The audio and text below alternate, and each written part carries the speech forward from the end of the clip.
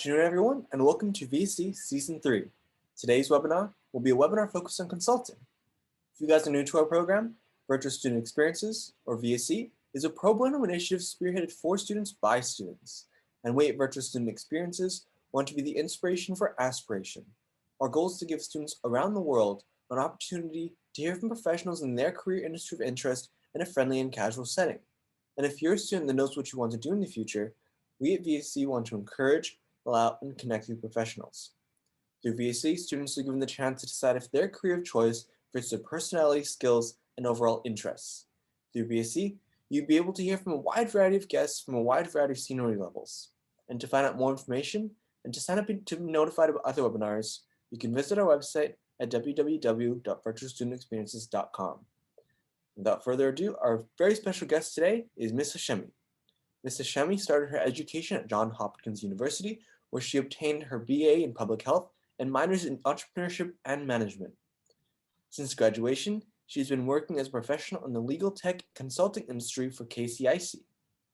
According to her LinkedIn, she's passionate about solving complex and emerging challenges. She values growth, integrity, open-mindedness, and being an active listener. And she thrives by helping others grow professionally, implementing innovative solutions, and challenging the impossible. We're very honored to have you here today. Thank you so much for joining us, Ms. Hashemi. Thank you, buddy. I really appreciate the opportunity to be here. I'm very excited to speak with everyone and share a little bit about my path and how I ended up working in the consulting industry. Very, very exciting. So, just to start us off, can you tell us from your perspective, what exactly is the legal tech consulting industry and how did you really get into that field? It's a great question because, first off, I should say for any of the listeners out there, if you don't know what you want to do when you graduate, that is perfectly okay. I was in that bucket. And I really didn't know exactly what I wanted to do. I found myself, though, finding a passion for solving problems. And that's what really led me to consulting. I just started realizing that there was a pattern in my work in school where just anytime I was solving something, especially something when someone told me like, this is going to be really hard to do, practically impossible, I noticed after I accomplished it, it just recharged my batteries. And that's something that you should think about as you're trying to figure out what you want to do. And consulting really led to that for me. It was something similar where you were able to solve problems and you just felt like you were accomplishing so much and helping people. I ended up finding myself in the legal tech consulting industry kind of by happenstance. I was still kind of confused. I knew I wanted to do consulting, but there are so many different consulting companies. And the way I oftentimes describe consulting to people is it's a black box. You have no idea exactly what you're getting into because you're working on so many different projects where things can be, your assignments can be different from a day to day. My days don't really look exactly the same. But I had basically gotten very involved with my career center at Johns Hopkins early on. And while being involved with the Career Center, I made sure that I stayed in touch with them about all the companies coming to campus and heard about this company called KCIC and heard that they were essentially trying to solve legal issues with technology. And I just thought that was fascinating.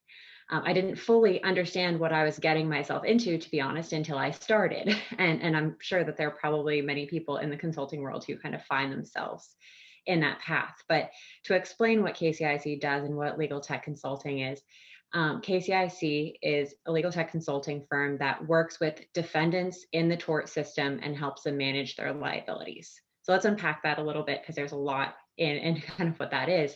Basically, we work with companies that if you're walking down the aisles per se of like a Home Depot and you see products on their aisles, they may have, manufactured a product and something may have gone wrong with it. And down the road, they're being sued for it. And so those companies are the companies that we work with to help them manage their liability because these companies aren't having just, one or two lawsuits come in the door. Some of our clients have hundreds of thousands of lawsuits over years. And if you think about that, that's a lot of information to keep track of, a lot of data. It's just a lot to manage. And so what we've done at KCIC is we created an in-house proprietary platform where people are, our clients, their attorneys, all the people involved, all the parties involved can go onto the platform, access information about cases, and they're able to at that point really make better decisions because they have all their data in one place, all their resources, all the things they need. And so I've really loved being able to partner with my clients where they have such a massive problem, but give them the tools and help them, with analysis and strategy to help them be able to make better decisions for their companies. Very interesting. Sounds like a quite complex field, and sounds like you're also very, very passionate about it. But when you were breaking into the industry, I know you mentioned that you worked very closely with your career center. Were there any Mhm. special steps or requirements that you had to meet to get into this field? So not exactly. I mean, I had a public health major, and I mean, I can give you a explanation of how public health can connect to this mass tort litigation subject. But in all reality, I'll say a lot of what I've learned has been learning on the job. It's not because I took law classes in college or any, sort of database courses. I will say I did take some database courses that were helpful in college, but that was when I was trying to be a computer science major and that didn't work out for me. So I think I kind of stumbled across those things that helped me out down the line. To be honest, I think that what makes someone successful in this industry is really the the curiosity and the thirst for learning. That kind of attitude and skill set will help you more than taking, pre-law classes or database classes, because those kinds of things you can learn on the job. One thing I'm really passionate about is teaching. And at KCIC, we have a very robust teaching program. We really focus a lot of energy, attention on learning and development, not just for when we onboard new team members, but throughout the course of their time at the firm. And so there's a lot of things where we teach our consultants, our analysts, our colleagues, the information that they need to know because we don't expect you to have it ahead of time. Mhm, mhm. Very interesting. And I know you mentioned your education a little bit in that last answer, but can you maybe speak to um, what role does your college education play to your success, and like how important is it to go to a name school such as John Hopkins or get really good grades? Mhm. Yeah, I mean, I won't say that I don't think it's everything, but I do think that it's important to show patterns in your education, in your development throughout college. Kind of having a narrative is really important. Now that can be, I think, kind of confusing for people if you don't exactly know what you want to do. It's like, how am I supposed to have a narrative? But trying to figure out what you're passionate about, I think can weave its way through anything that you're doing. So, for example, when I started my time at Johns Hopkins, I didn't know exactly what I wanted to do. I started out deciding that I was at Johns Hopkins University. I should try to be a neuroscience major. Might as well go into medicine. Why not? It's a place to be. And I tried that for a semester. It didn't work out. Then I decided that I was going to pivot from that and go to computer science. And it was something that I had a little bit of a background in through internships and things. And I tried that, and that did not work out very well for me.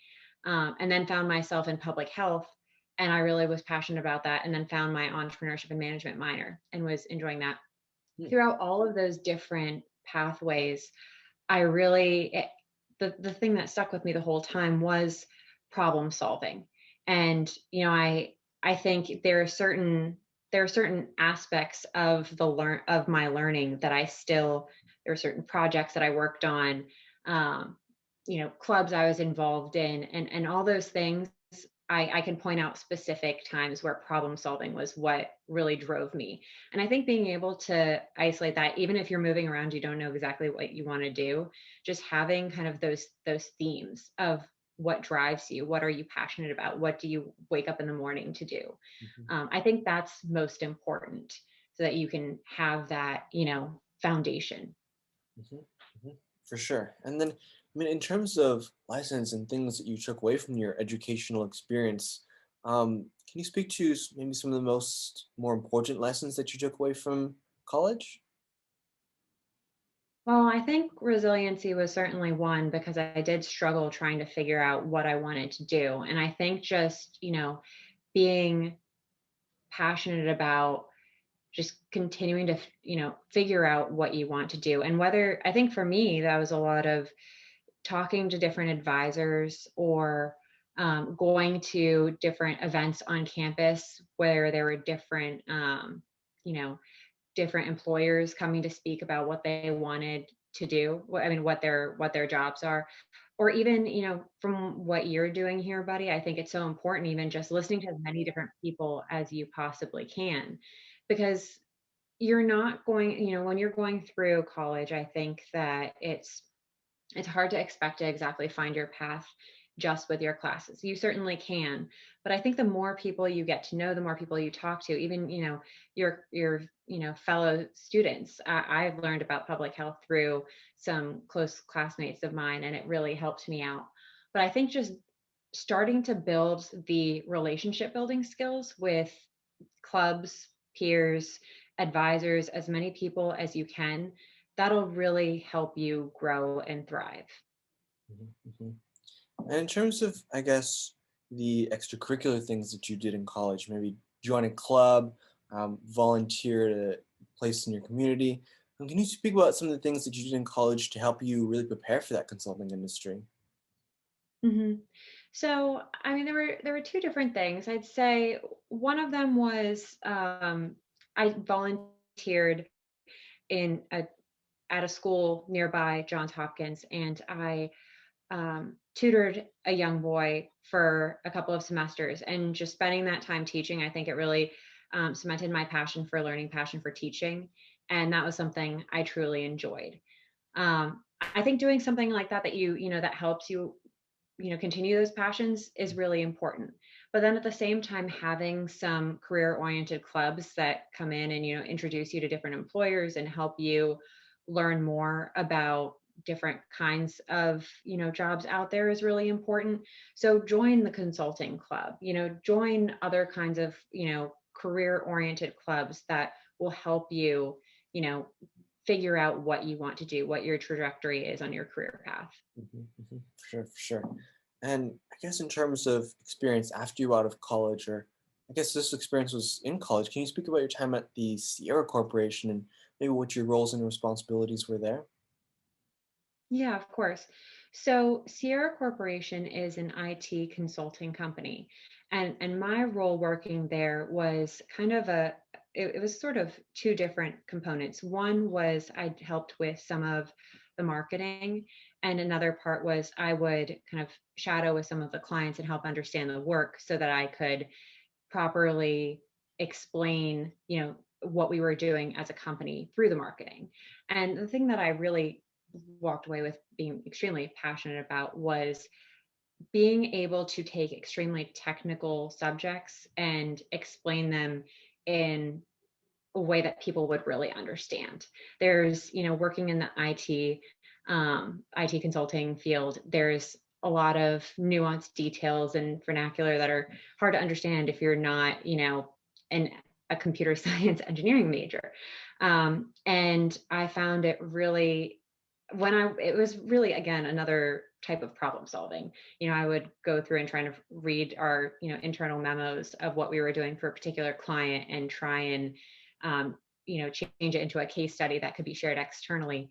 And when I would go through and read it, I'd have to read through the paragraph so many times because they just had so many words that you had to essentially change and switch out and make them to something that people understood. And I just really found that very empowering afterwards to be able to kind of translate something that was so technical into um, you know easier to understand English. Mhm, mhm, And so that was something that I really enjoyed working there. I think that actually took a I took a lot of pieces from my time working there and was able to use them in the consulting industry where we're working on very complex problems with mass tort litigation, but trying to uh, not only help our clients with all of the information that we're, storing in the databases, but just helping to make confusing, large masses of data have clarity.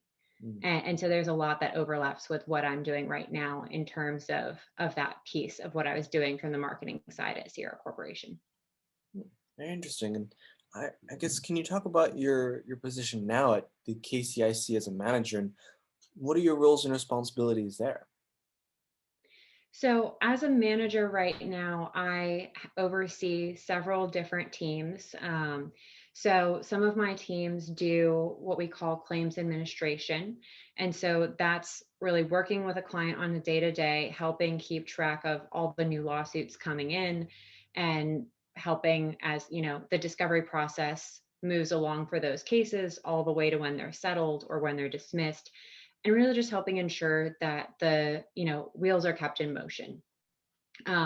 Alongside with that, we also work with our clients on strategic analyses to help them make decisions about cases or national strategy of how they're going to handle cases across the country, things like that. We also, on my clients, do work helping our clients with insurer billing. So oftentimes these companies that are being sued by hundreds of thousands of people have lots of insurance that they've paid for over the years. And so there are confidential settlement agreements that we help interpret, and the agreements have essentially mathematical formulas of how these insurers will pay back dollars for cases, whether that's for cases that settle, or if there's sections in the agreement that allow payment towards the defending of the case, so legal fees. And so we work with our clients to help work with them to help get the reimbursements from the insurers. I also work on another client, which is more of a custom solutions client, which has been an incredible opportunity where we essentially built technology from the ground up, and helped to address a mixture of a litigation and a legislative issue where there wasn't really something involved to help to keep, there was really no system in place to help keep bankrupt trusts from asbestos liabilities disclosed in the evidence. So there's a lot of technical components there that I won't dive into because we'll be here then for another 20, 30 more minutes. So I'll save you the details on that one. But I work with several different clients operating on those things, and have teams that range in size from, at this point, probably up to 10 different team members I'm working with. And it's just really a joy to work on different things on a day-to-day, but also work with so many people. That's really great. And it sounds like your day-to-day pretty much changes up quite a bit. And maybe can you go over the top 3 skills generally that you use every day across all of your different roles? Sure. So the first one I definitely say is listening. Listening is extremely important. And I will say this is extremely important, not just in my role as a manager. It should be extremely important in everyone's roles, in, wherever you are, if you're in high school still, or if you're in college, or if you're in the professional world at this point. But listening is something that's extremely important, whether or not I'm just, trying to listen to my colleagues who've pulled together an analysis and really pay attention to what they are looking, to pull together so that I can make sure that we're delivering the things to our client in the best way possible. Or if it's working with a client, trying to understand what they're looking for. There's really a range of different things. Even if I go to the line of training, trying to listen to our community at KCIC and understand what are the needs of our environment? What do people really need to be trained on? I'd say the second skill would be problem solving. And so problem solving, I've talked a lot about it. It's probably not a shock, but I think just having a drive to solve problems is extremely important in my role, and in so much of what I do. You have to have that excitement to figure out what's wrong with something, or figure out how to, achieve the goal for a client.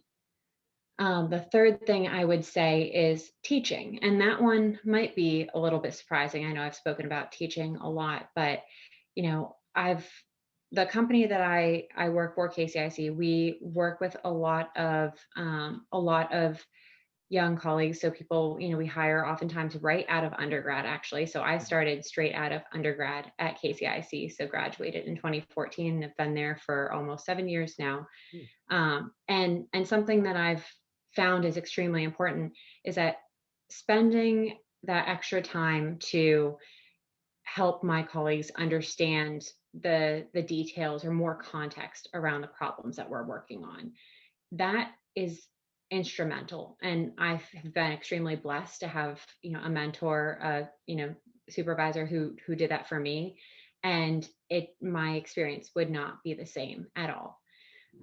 So I really do think teaching is an important part of consulting, and really so many roles, because if you spend the time to teach something to someone, then they are going to be better off, and they're going to be, stronger consultants, like, for example, in my field. And I've been really lucky to have that on, both sides of my relationships, whether that's my superiors giving me the context or me passing it down to the people who work with me, and just being able to see them thrive is an incredible experience.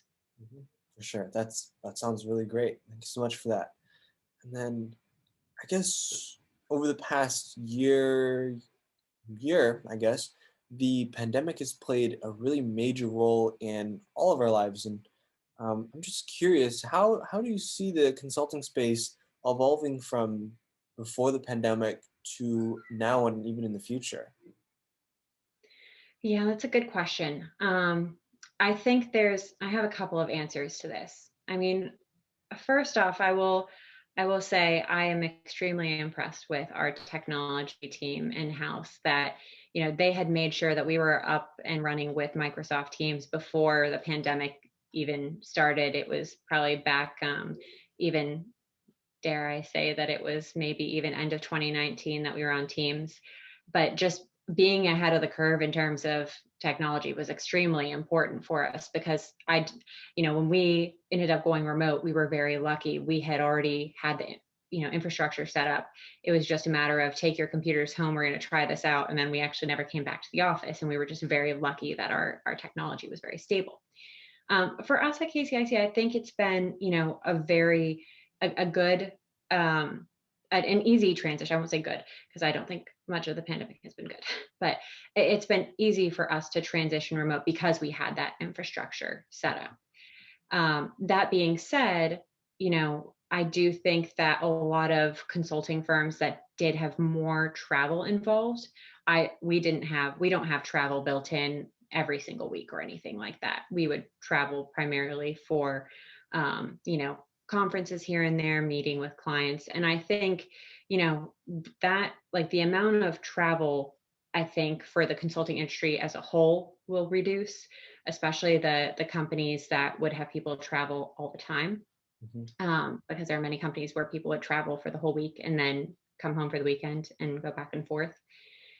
But from my perspective, I think what is going to change the most in I guess our realm of, litigation tech consulting, is really from the legal side. If you think about it, it's not that long ago that we, started to have computers at home and at businesses. It was roughly around like 80s, 90s when computers started coming around and being more widely available for personal business use. And so if you think about it, really up until that point, in the field of law, people were using, typewriters, memo pads to keep track of information. And that sort of trend to move towards technology didn't happen as easily as it may have for other parts, other industries within, the world. And so I really think that that is going to be where we're going to see a lot of change from my perspective, because there are some companies that I know where they did not have, really the setup to even access files from their houses. Mhm. They were still on local servers where they had to be on the local network in order to get to the servers. And that just is not very sustainable if you need to access your files all of a sudden from home. Yeah. So I think there's going to be a transition in the legal field to have more of their data available online on clouds, but also not, making sure that we're not lacking security, because documents are extremely confidential. But I think that's going to be one of the things that we notice. And I'll just give a quick anecdote. One of my clients has been sued since the early 90s. And so, when we went to kind of take over the claims administration work, I was shocked to see that they had a file storage room filled with files, and file after file was case files. And it was just hard to wonder, how do you know which cases of these are open? How do you know which ones are closed?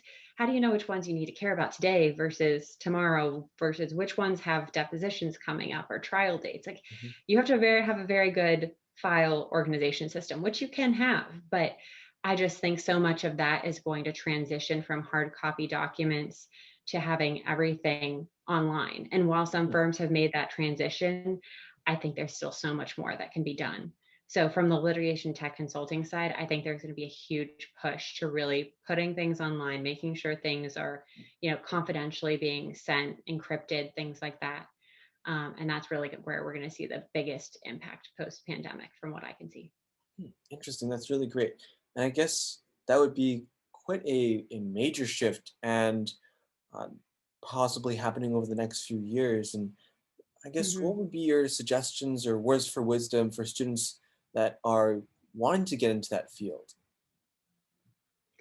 Well, I think if you're interested in consulting, you're interested in technology, um, I think just try to, well, there's a few different things. I do think if you have that mindset already, you can take some database oriented classes in college, and that will certainly help you, because databases are the future of organization in my mind. Um, I also think that, if you're interested in the legal side, there certainly you could take a couple pre-law classes to understand there's technical jargon for sure, but then there's also legal jargon, right? And you can learn a lot of that on that job, on the job, but if you have a head start in, from classes that you take, that will definitely help you. Um, but I think, make sure that you have explored different kinds of consulting.